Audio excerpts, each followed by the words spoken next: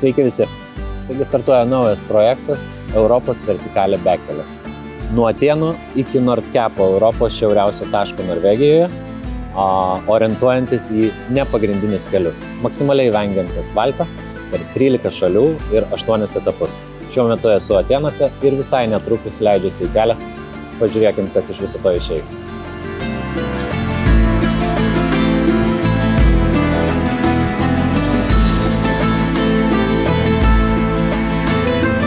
Graikija. Laukia apie 900 km šiaurės kryptimi, kuriuo siekiu pravažiuoti bekelę.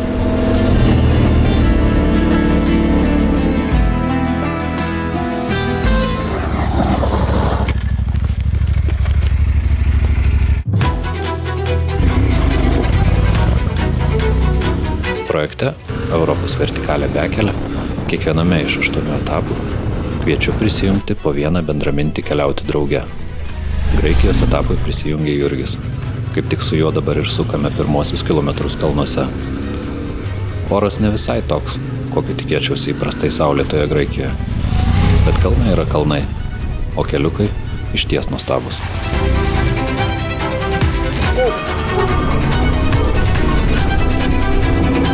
Kalnų kaimeliai vis dar tušti.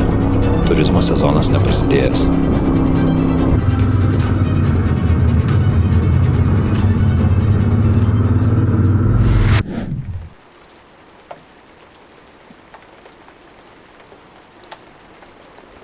Kylant vis aukštyn į kalnus, susidurime su nauja realybė. Lietų keičia sniegas. Aukštis siekia 1500 metrų ir tai tik pradžia.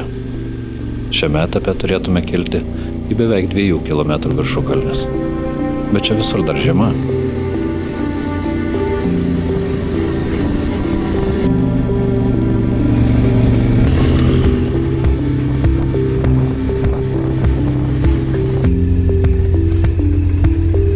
Gerai, kad yra iš ko rinktis. Sukame į žemiau, arčiau jūros esantį kelią.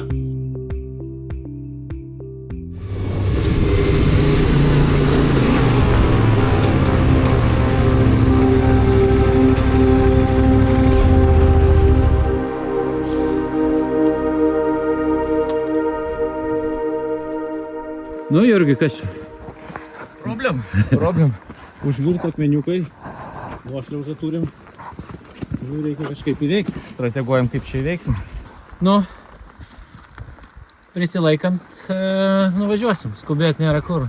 Mes nusileisti greit galim, bet paskui kaip iš ten išvažiuoti reikia. Jokios didelės dramos, tiesiog atsargumas.